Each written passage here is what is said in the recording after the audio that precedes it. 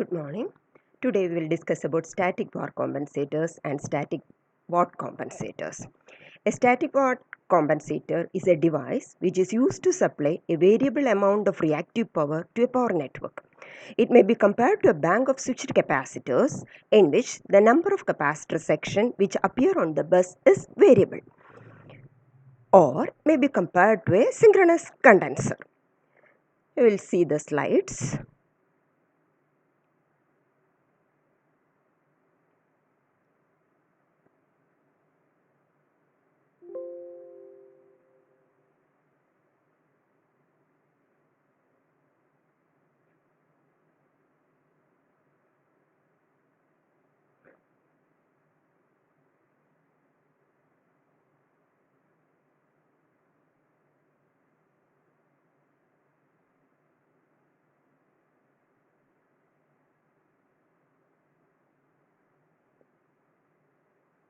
See the figure. The essence of a static Watt compensator is a parallel combination of a fixed capacitor and switched inductor. The switching of inductor makes the net parallel combination a variable Watt source.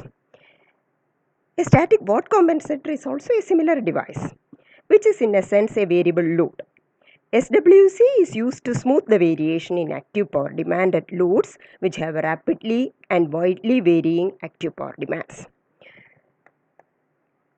Now the development of FEC is nothing but a synchronous condenser.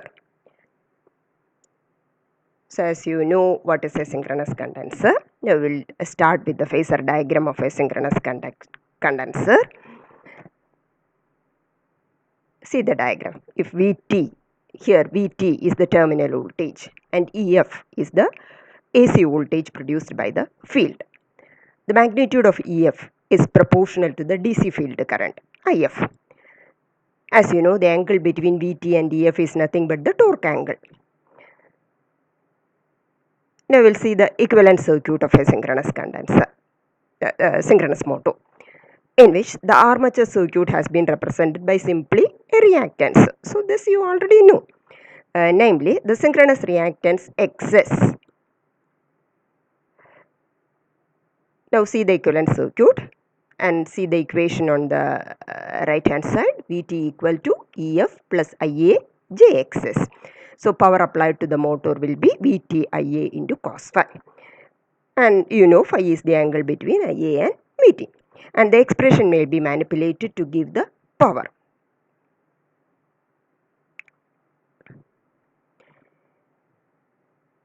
Now if the design of motor is made such that shaft is not brought out of the case, and if the windings and other losses are neglected, the power P will be 0, as you know.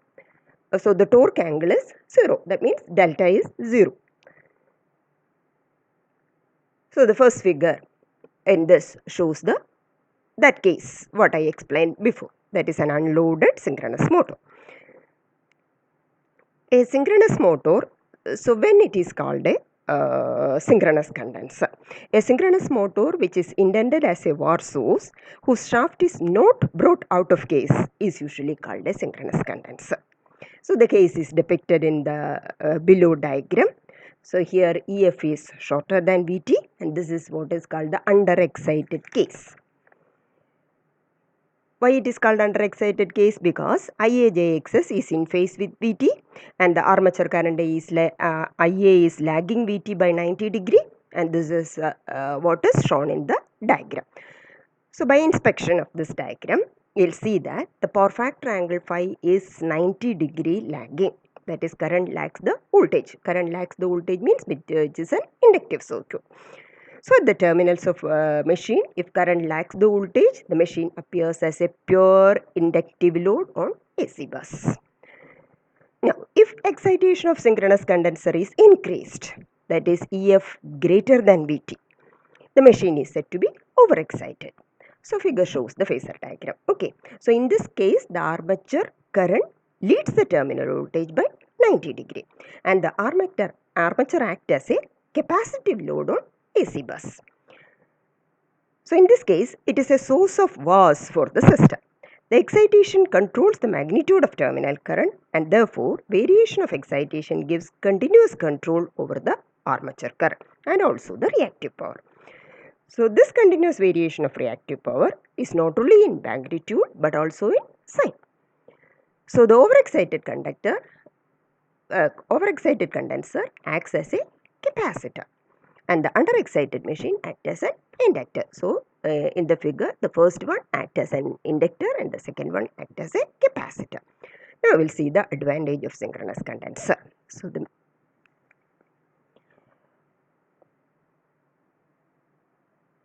the first advantage is there is continuous control over the reactive support to the network, and the level of reactive support depends on the rotation of the machine. Now there are quite few disadvantages also. First one, this is a rotating machine which is intended to run continuously. And second one, maintenance will be a big problem.